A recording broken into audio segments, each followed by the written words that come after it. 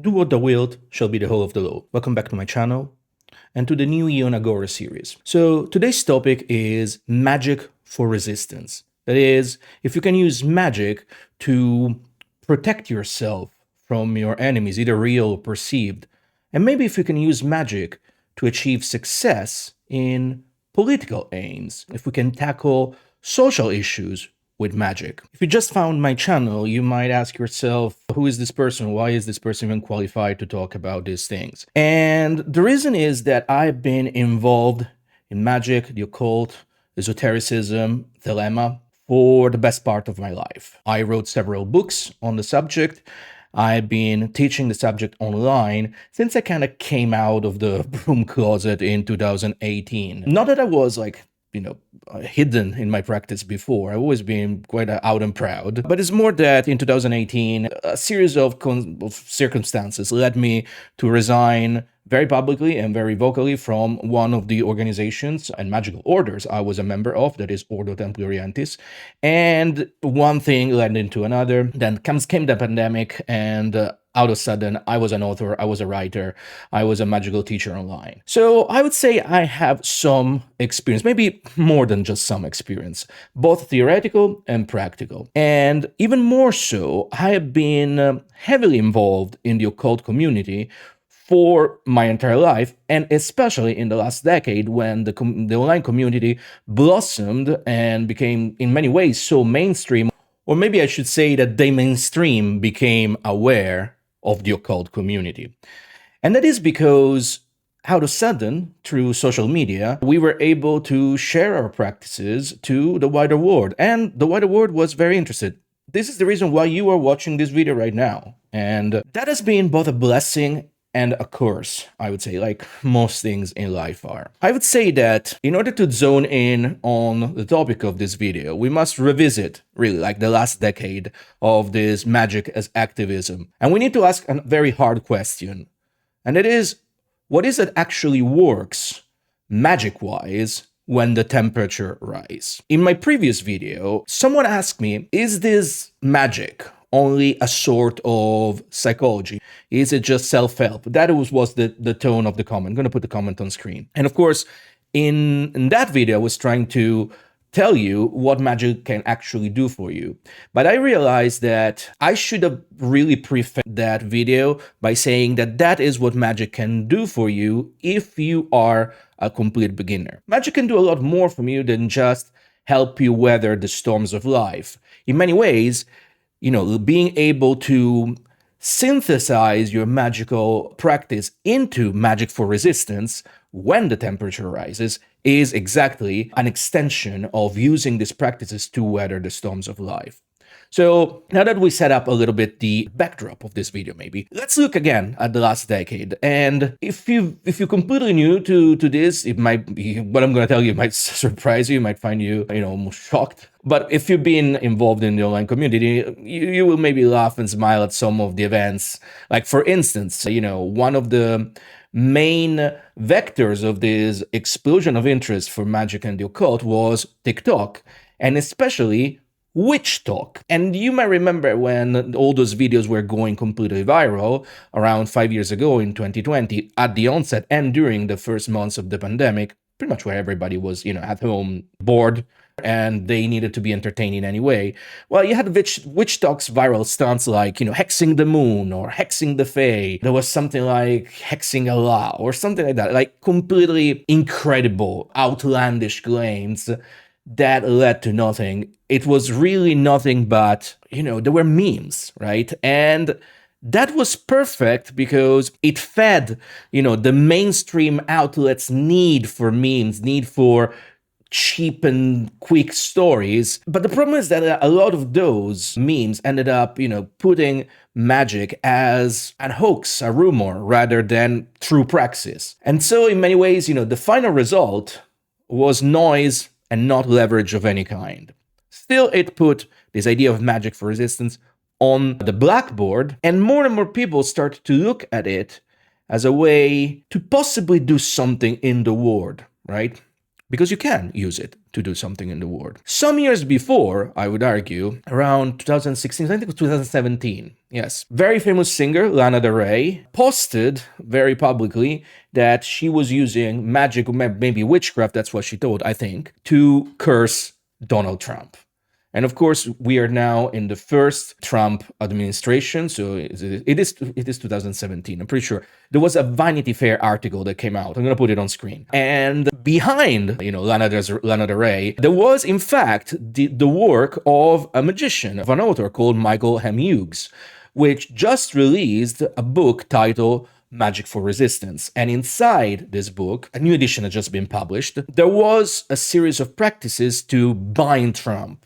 A sort of like working to spread globally this idea of pretty much, identifying a political opponent and binding, that is, limit his influence and the influence of his political ideas. Of course, it was Lana Del Rey that made it incredibly, successful. And when I say successful, I mean, again, as a meme, because out of sudden, everybody was talking about it. Everybody was thinking, well, there must be something here, since everybody is speaking about it. Even Vanity Fair. And Vanity Fair was just one of the many magazines that, shared the news. It did build momentum and it did build community, but yet, even Hughes framed it primarily as a way to focus people and recommit them to action. It wasn't just like a silver bullet for regime change. And that distinction matters a lot. I will also say that over the years, Michael M. Hughes has suggested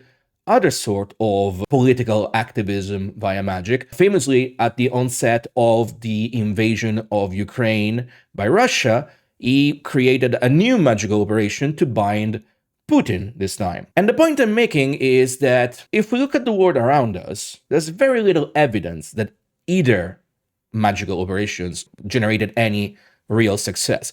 If anything, the world is more unstable, more dangerous, and a lot less beautiful to live in today in 2025 as opposed as 2017. It's almost like when you look back at it, it's almost like we're living in two completely distinct realities. Of course, it's almost a decade apart. A lot of things have changed, but it's stark how, almost completely different these two words feels. And one must ask, is there an element of recklessness into sharing magical operations with those who are not prepared to, use those practices? In my own work, I insisted again and again and again that in order for magic to work, you have to prepare yourself. You have to build yourself first. I use the term building the body of light. And only once you've done that, only once you've done this intense work on yourself, which lasts several years, then can you truly start thinking of enacting your will, which by then you should have known, and that your will, it's not whatever you want, but it's exactly what you're meant to do in this incarnation. Then and only then can you think about enacting change in the world around you. And so while the bind Trump, bind Putin practices and operations were definitely incredibly successful from, I don't want to use the term marketing standpoint, but let's say they were very successful memes. And of course, at the core, a meme is a linguistic virus. It's something that spreads and something that inspires others. I mean, that is at least was the idea behind memetics at the very beginning. It wasn't just, to share terrible jokes or, cat images, or even a lot more worrying, ideas with the way that word has gone, the memetic word has gone in recent years. But besides that, did it really bring any success to the original aim? I don't know. I don't think so, in all sincerity. I think, if anything, the world we live in is a lot worse, and so possibly it created more harm than good. And then, of course, from here we must look at the blowback, okay?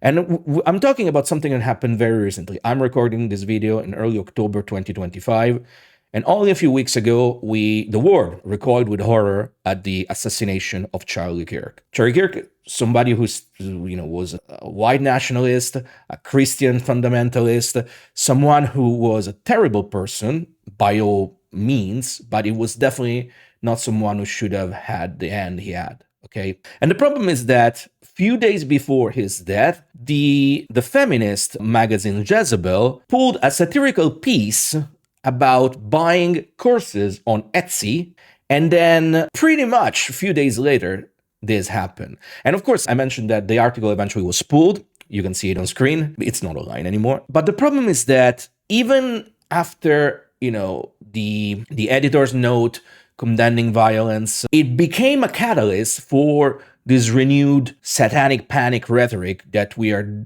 deeply into in this day and age right now.